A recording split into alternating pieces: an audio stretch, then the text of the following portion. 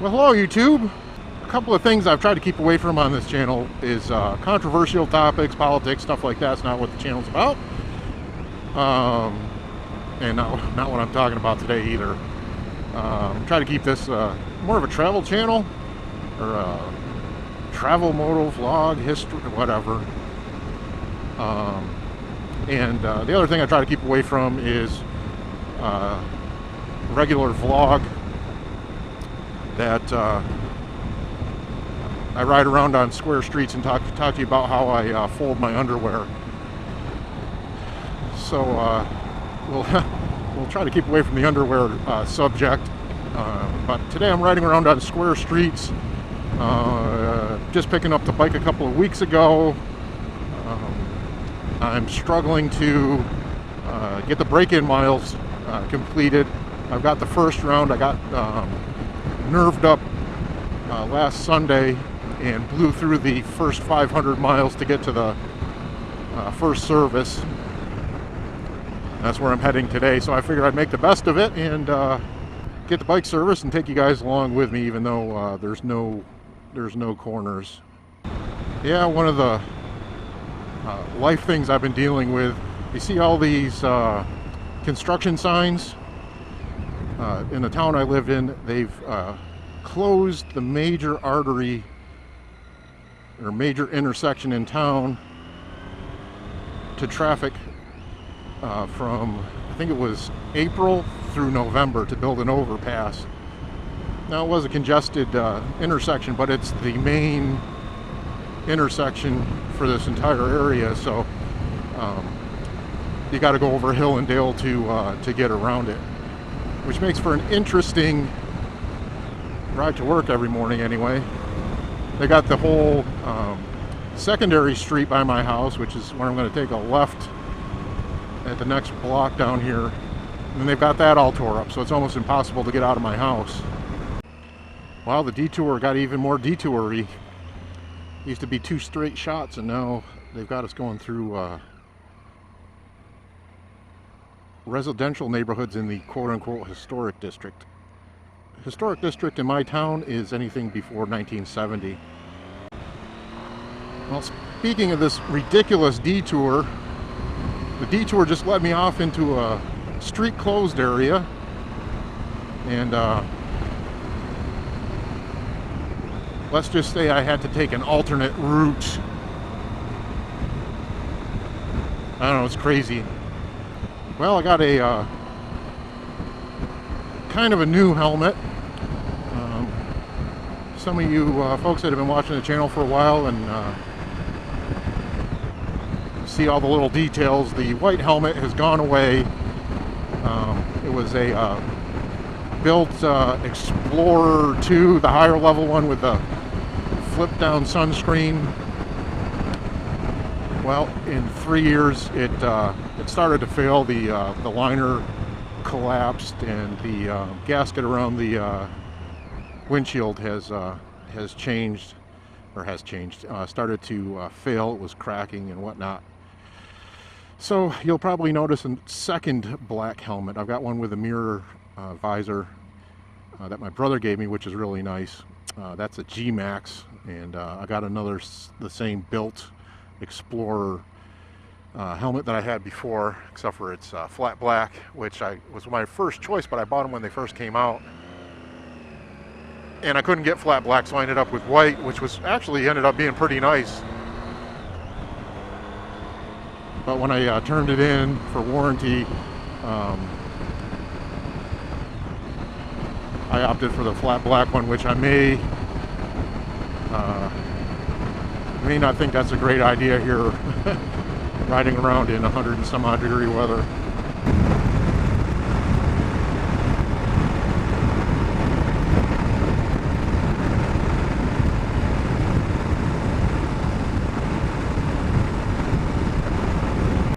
Well, at least the traffic wasn't too bad. Actually, not bad at all. Yeah, it's right off the exit here, not too far. I'm hoping to get the service done today at the main dealership, and then back on the other side of the valley, closer to where I live, maybe about 10 miles from my house, They have a secondary dealership over there. If it's the same deal and it's no different than coming here, I'll probably start doing any service work. Most of the stuff I do myself, so, but if I have any required warranty maintenance, I'll definitely go over there if I can. Although this is not too far from where I work, but I don't like to take my bike to work. They kind of frown on it. And it's hot. I was babbling away. I think I may have missed my turn. No, I did miss my turn, but I actually found an easier way to get here, I guess. No, I still have to go around the stupid roundabout.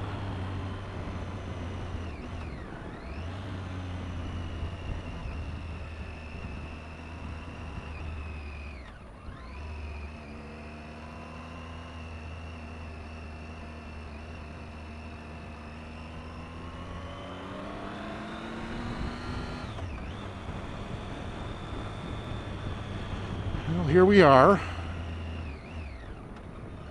When they did the walkthrough with me, they took me to the middle building for service. But then they said each brand has their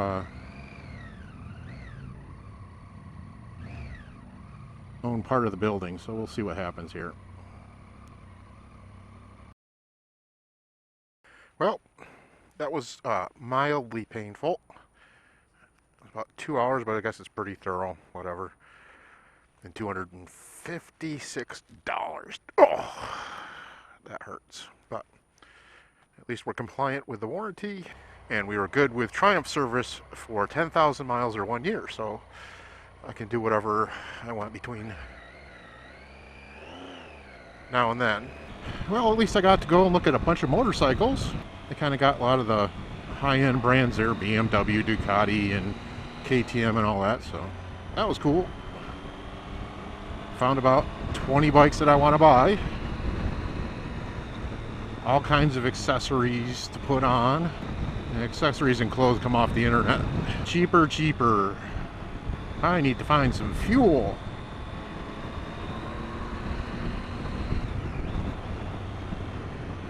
That's on my side of the street. Well, I can go up to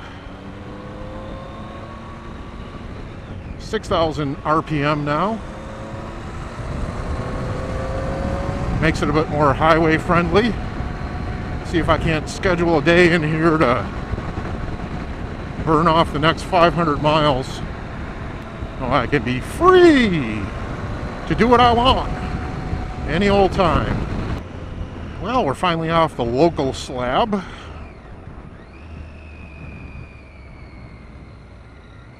Back onto the sketchy secondary streets. I need to find a nearby gas station. Here we go, Circle K. They're gonna make me wait at the stoplight.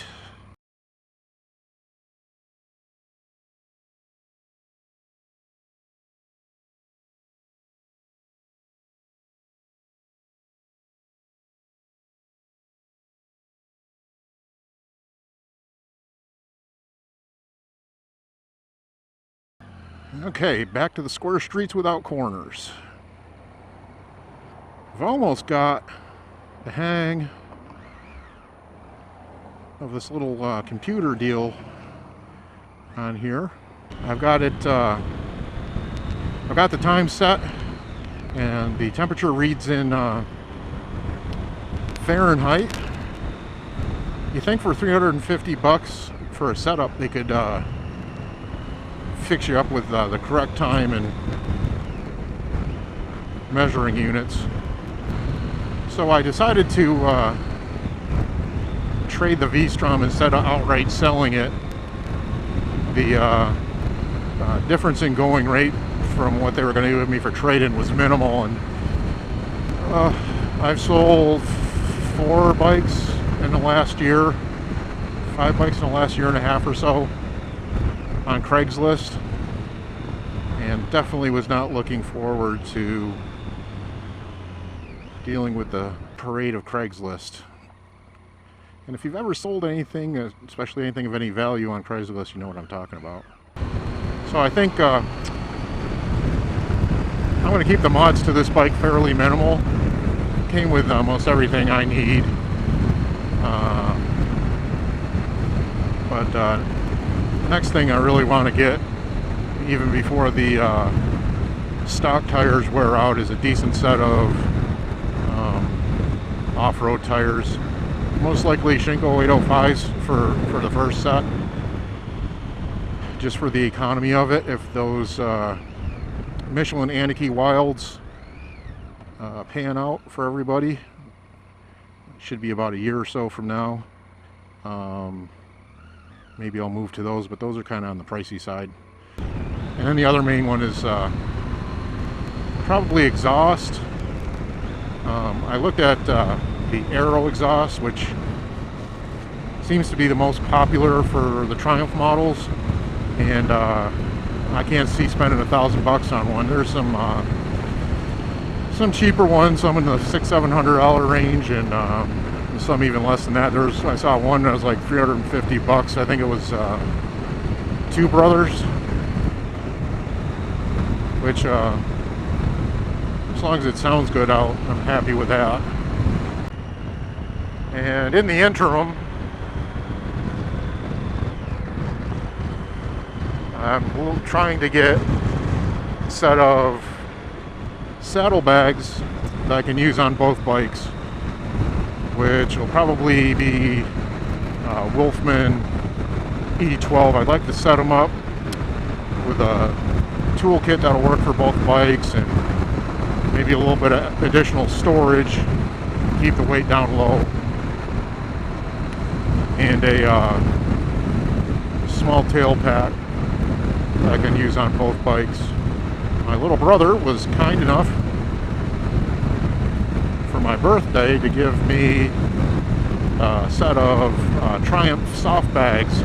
There's a 50-liter tail pack that's going to work out real nice. I don't have to use a duffel bag, get some of the weight off my back, and a new tank bag. This Joe Rocket Manta bag works okay for around town, but it doesn't hold on as well as it did on the flatter V-Strom tank. So there's actually a Triumph tank bag that's going to work out pretty well. It looks pretty decent too. It even says Tiger on it. Thanks to my little bro. So this is the detour I should have taken this morning. Both detours take you about 2 to 4 miles out of your way just to get around that intersection I talked about earlier. But this is going through one of the 4 or 5 elderly communities, or active adult communities. The active adult communities have artificially low speed limits like you would back east. I think the lowest, unless you're in a actual neighborhood, road like this would be 45, 50 miles an hour, 40 miles an hour, depends on where you are. And if you saw the speed limit signs back there, these are 35, and these people are religious about speed limit. They get out on the main streets of town and they want to run their 35, and they'll go 2-3 wide and keep everybody to 35 or whatever. But everybody's been coming through here, or at least probably 30 to 50% of the traffic comes through here as a detour, which is not set up as a detour. And they're bursting through here about 45, 50 miles an hour like they would on regular city streets. And the old people are livid. Oh. They had a couple old people tangle up right where I turned by the Sun City West sign. And they flipped one of the cars over right in that intersection. So that hosed everything up just about everywhere for a couple of hours. Yeah, I can't wait till I get this break-in period over, because I'm kind of anal about changing the RPMs constantly. And for most people, it would probably make them motion sick. And it takes me a while to stop that practice after I get it broke in. I got 500 miles left. After 600 miles, I'll be for the next 100 miles after that, I'll be still be unconsciously increasing and decreasing the RPM for no apparent reason. Well, that's riding around on square streets with no corners. That's how I fold my underwear. I appreciate you watching. Please comment, subscribe, like, and share. Hopefully I didn't bore the crap out of you. Adios.